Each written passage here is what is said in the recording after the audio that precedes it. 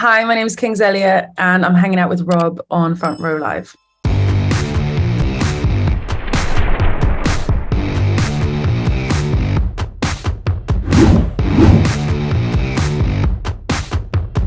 First of all, I just want to say happy belated birthday. Obviously, I can't top the way that you got serenaded the other day, but that must have been such an incredible experience. Yeah, that was really, really once in a lifetime. I don't think that's going to happen again. And also, congrats on this stadium tour that you're currently on with Imagine Dragons. What has this tour been like so far? And how do you feel now when you get up to perform on these stadium stages? I have to say it's been a wonderful experience. Like I think not every tour is as smooth as this, because this is like a huge scale, right? So you're really on the road with pros, and this is like my first tour ever. So it's like I'm like getting an introduction that is probably not how the next few years of my life are going to be. But I am like really, as a first tour, it's very long. So I'm definitely homesick, and it's like a big change for me to be on the road for like so long. But yeah, I mean, at the beginning I was struggling a lot with my anxiety and panic attacks, and I was really struggling. But then the middle bit suddenly just like went by, and now we're at the end. And like yesterday I went on stage and I was a little bit nervous, but like I wasn't like hyperventilating. I was just like, I'm just gonna do this. And like I feel like I've really grown as going on stage, because I mean, I guess it's not sustainable to have panic attacks every time. So I was like, my body's probably like, look, we're just gonna have to get used to this because it's too much. Yeah, because it was exhausting, because it takes all the energy out of you, when your body panics. So the beginning was tough, but then now it feels really good, and I'm really enjoying it actually. So it's really nice. Has it allowed you to kind of find a way to decompress right before you hit the stage? That way you're not having those attacks? No, I think I do, because I do it differently every time still, because I still don't have like an actual ritual.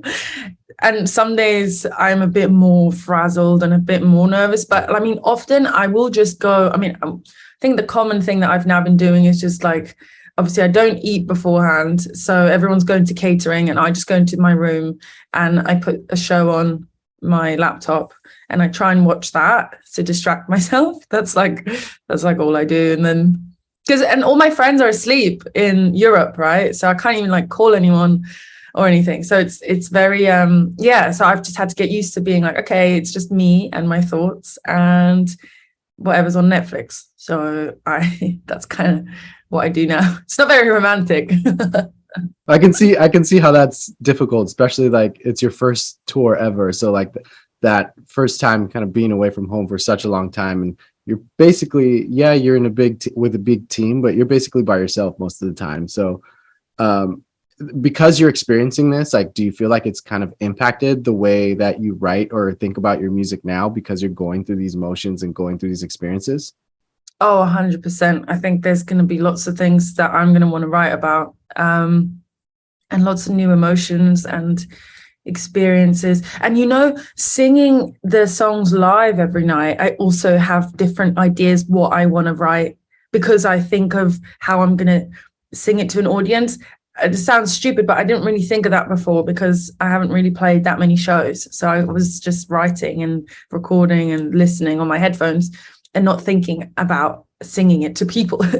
And now I'm like, oh, like this bit in like Till I Die is so fun. Like when verse 2 comes in and it's like, and there's like a beat, and I don't know, it's given me lots of new ideas of like what I want to write and how I want the music to feel, because live is such a different aspect.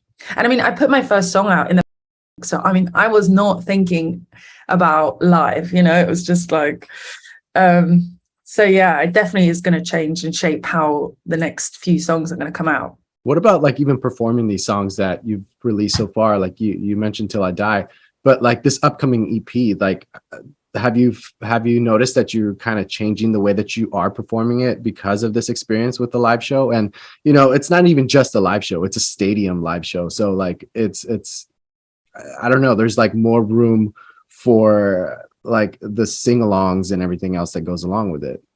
Yeah, I mean, the first few shows, I did not leave the microphone stand. Like I'm so terrified. So I would just be there like a deer in headlights. And now I'm like walking back and forth, and I'm like, and I do the crowd participation thing where I'm like, everybody scream sick puppy. Like, if a month ago, if you showed me like a video of that, I'd be like, there's no way I am doing this. Like, that's crazy. But and I remember the first time I did it was really spontaneous. It was just because everyone put their lights up, and I was like, oh my God, like an opportunity to like film something. And then I just got them to scream sick puppy, even though probably no one understood what I was talking about. But yeah, I definitely have changed how I perform, because I'm more secure now, and yeah, I'm now enjoying myself, and that's such a different emotion than trying to just get through the show, because that's what I had at the start. I'm kind of like, I just need to survive the show, and now I'm kind of like, oh, I kind of want to have a bit of fun, and then I walk over to my keys player, and it's cool. So like, I want to do more now. I'm like, yeah, now that it's ending, I'm like, no. It's crazy how much you've evolved in such a small like period of time. And this is just the first tour, and it's not even your own tour. So like I feel like once you're ready for your headline, you're gonna, I don't know, I feel like it's gonna go balls to the wall. Yeah. Now I want to jump in. It's really made me want to go to the gym though, because you walk a bit, sing, and you're out of breath. Yeah. So I'm like, okay, I need to go to the gym, because I'm watching like Macklemore and Dan, right? Yeah. And the way they perform, and I'm like, wow, I really want to up my game. So yeah, so much cardio. yeah. So I want to dive in and talk about the most recent single, Crybaby Cry, which is like incredible. Everything that you've released so far has been incredible, by the way. Your voice is amazing, and it really allows me to kind of feel the moment and feel the song, feel the experience that you're going through. Dive me in and talk about like that creative process for Crybaby Cry, and like what really kickstarted it for you. Was it like an emotion that you were feeling? Was it a lyric, or was it a melody that you already had in your head? So with Crybaby Cry, I already had the concept of what I wanted to say in my head, because I really wanted a song that is the opposite of Hush Little Baby Don't You Cry. So it's just like an anti-lullaby. And kind of like, I'm dedicated to like my 14-year-old self that was so ashamed of her mental health. I was so in my head, and I was so lost. And I thought no one understood me, and everyone always tells you to just dry your eyes and just, and I'm all about speaking up now. So so I wanted to dedicate something to my 14-year-old self. And I remember when we were writing it, I think it started with the guitar riff. So it was like, and then, and I remember we had like a third writer in the room, Johnny Latimer. So it's always me and Conway who write the songs usually. And then sometimes we have a third writer in the room. And I hadn't told him about the concept. And then I was singing the melody, the da, da, da, da. And, but no lyrics. And then Johnny was like, I don't know why this is really weird, but I just keep hearing Cry Baby Cry, and I don't know why. And I was like, are you kidding me? Like, I've been saying this to Conway for the last like 3 months. I want to write like a cry baby, basically that exact thing. And it was just like a telepathic thing. I was like, how in the hell? And then that's how, and then we had that, and then and then the whole song just falls around it. It's like, but it was really a crazy moment, because me and Colin were like, how did you know that this is like what I was trying to write? Because I'd said nothing, he didn't know me from before or anything. So it was it was kind of a magical moment. And then the whole song sort of came out. He definitely earned his spot on the table. Like, Yeah. Oh, he's amazing. He's so good. So yeah, really, that was a really good day. It was really fun. So now is he part of like the team for this upcoming EP, like, or is it mainly you and Conway that have been writing most of the songs for this EP? It's still just me and Conway pretty much. I mean, we do have like as I said, we sort of have like guest people come in and then you like sort of hang out and write. So I mean, also I usually don't write a song in a day. It takes me a few days because I like to percolate the lyrics and really think about it and stuff. So even that song, it wasn't one day, it was like a few days. So you actually become really close with the people and you become friends and it's really nice. But I think, oh yeah, so there's 2 more songs with like a third person in the room. One is Rory, who is an artist herself, and then one was David Snedden, who's also an amazing songwriter. And and usually we I don't know, it's really interesting. I mean, the production and like the rest of the like all the finessing and stuff, usually we've sort of do the songwriting with another person sometimes, and then we sort of spend weeks on just like doing the little, all the little bits that you hear when you hear it in headphones and stuff. We just do it for ages and ages and we mix it together. So it still feels like me and Conway against the world, kind of. But we have like people that contribute and it's like, it's really cool. I mean, we've opened it up way more this time around.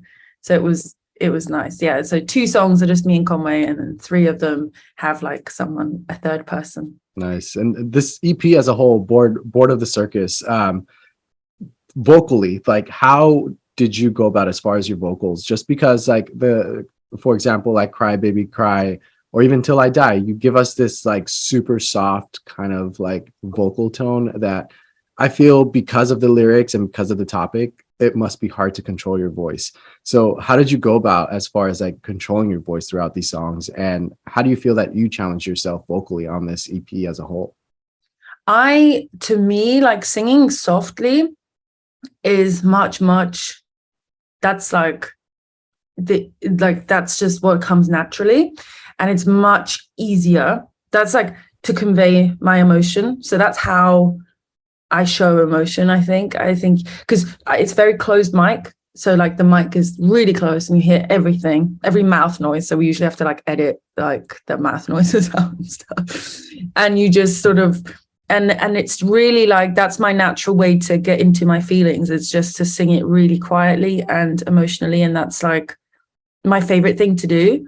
And then, I mean, Butterfly Pen is like the first one where I sort of let loose a little bit in the chorus. And that one was challenging because I wasn't used to it. And I was like, I want to do it. I know I can somehow do it, but like it was tough. So it was definitely like a load of takes, you don't just do it in one take. I did a load of takes and you just get to pick the best bits. And it was definitely challenging. And then I was so scared to do it live. But now that I've gotten used to doing it live, and sometimes I do it semi-toned down just to like be kind to myself. I'm like, and you get used to it, you do it over and over, and suddenly you're like, oh, it's not even that high, but I thought it was so hard. But that song was hard for me. And then, Till I Die, the middle 8 was hard at the time because I don't know, you run out of breath a lot. And then at the end, it goes high. But again, it doesn't feel that high now that I've done it a million times. But at the time, I was like, oh, God, I can't sing it. And it's like, it's fine. And the choirs, the choirs that I build, I mean, that stuff is really, that takes hours and hours and hours. Like it's a long process. All the layering and figuring out the harmonies and then singing them. I sing them in these loud operatic voices. And like if I'm really tired and my voice is tired, I can't do it, So we always pick a day where I'm like, okay, I can do it. And then I'm like, bah! And I sing all the choirs, and it's just really fun. It's challenging though. Like Connie and I are definitely like, whenever we're like, are we doing the choir? We're like, yeah, we're doing it. And then it's like, oh. It's like love-hate because it's so much work, but we love it. Like, and then when you've done it, it's so rewarding because it sounds so awesome. So yeah. It's amazing that the choirs is just you. Like it's not Yeah. other vocals. It's just you. Like it shows how big of a vocal range you have, which is exciting because like I feel like you're going to bring out all those different vocal ranges eventually in your music, like in singles. You mentioned "Till I Die" was like a little exhausting with the breathiness of it. So translating that to the live show, and the fact that you recorded these songs without experiencing a live show, like do you feel like now you're like, oh crap, like I gotta like reconsider how I kind of like not just do my track listing but also like create my songs just to be able to not burn out when I perform them live? I think it definitely makes you more aware, but I also think live you can always have, like, I wouldn't compromise what the vision I have for the song just because I'm like, oh, I can't do it live. But I feel like I would live, you can always, there's tricks, like you slip in another breath. Like now I usually slip in a breath before the last line of the middle A, and then whereas on the record I don't breathe there, I just go, because you're sitting still and you can do it. It's different in the studio, obviously. But yeah, so now, and or like for an example, bit of tonic, there's like a high note in the chorus that I sometimes get very scared of, and then you sort of pick a note that's maybe a bit lower. Like you can like, there's like little tricks that I guess when you're on the road that you sort of learn. You're like, oh, I'll do that, like because I feel a bit scared today that I might not hit it because I'm tired. So I would still write the same, but I you just think of ways to like make sure that you get through. I mean, I am really like rigid with my warm-ups, so like I do not miss a warm-up. I never sing without warming up, because I've had lots of troubles in the past. Like when I was really young, I already had vocal nodules. Like I went to the doctor, to my voice doctor, when I was 17. I was in Switzerland. I was working like a normal day job and I was just singing on like in my free time, and I had nodules, and I went to the doctor and I said, you know, can we fix it, because I want to be a singer one day. And he said to me, you're never going to be a singer because you have nodule and your voice is not reliable. I remember this to this day. So I was like, this guy, and I went to another doctor, and he gave me like this physiotherapy for the voice and all this stuff. And anyway, I had this one woman in my life, and she kept saying to me, this therapist, she was like, you know, we need to get rid of that, what he said to you, because it's not true and you can do it. So I just, yeah. Anyway, so you learn how to handle your voice so that you can do it. Yeah.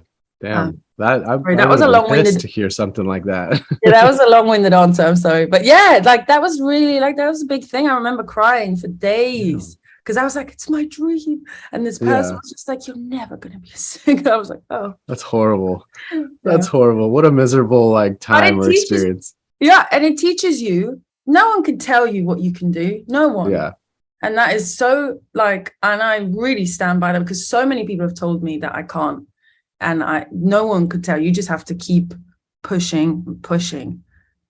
Yeah. Sorry, that's my TED Talk.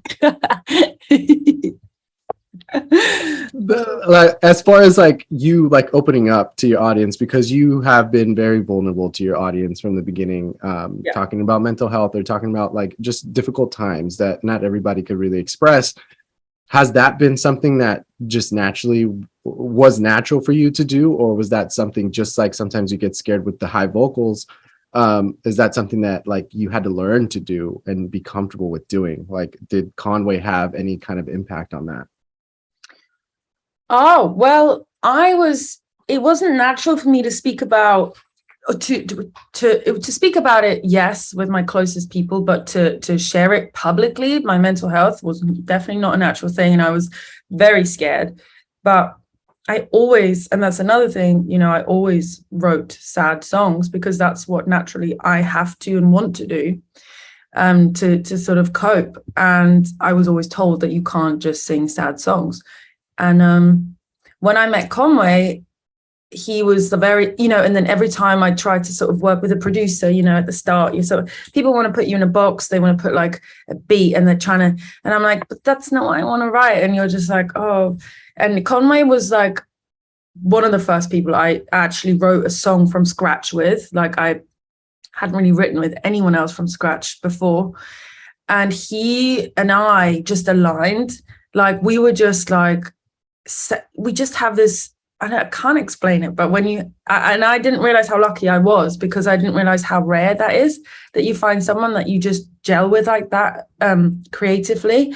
And we just, and when we were writing these sad songs, and he would just embrace my sadness. You know, he loves writing all genres and all kinds of music, but he really loves the stuff that we do, and he just embraced what I wanted to do. He never ever tried to push something on me like everyone else around you always does. People always try and tell you what you should be and what you should do, and he never did that. And because he was also growing at the same, so we were like growing together. And then we did like, we wrote songs religiously, like every week after work we would write songs together for 3 years. You know, we would just, and we became like, he's one of my best friends now. And he was able to quit his day job, and I was able to quit my day job last year. And we just, you know, like, we've grown together. And I think having someone that understands you like that and that believes in you. I mean, he was spending all his free time with me as well. So it's like, well, there's someone there that thinks that I'm worth spending his free time on, and it's not just me on my own. And it just did give me confidence, and someone who understands. And he's very sensitive. You know, he understands my mental health. I can cry to him. I call him when I have panic attacks. To have someone in the room like that to write songs with, that's like, you can't even put a price on that, because it means everything. And that's why I get scared writing with new people. I find it very daunting. I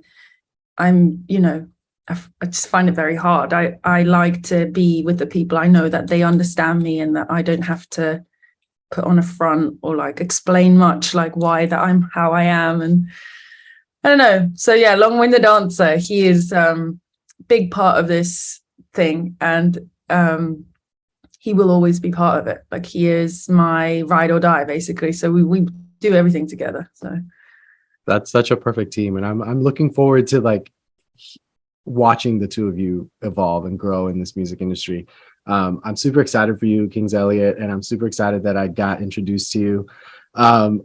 Congratulations with the rest of this tour. Congratulations with the music so far. And Bored of the Circus drops 9/16, and I'm super excited for everybody else to listen to it.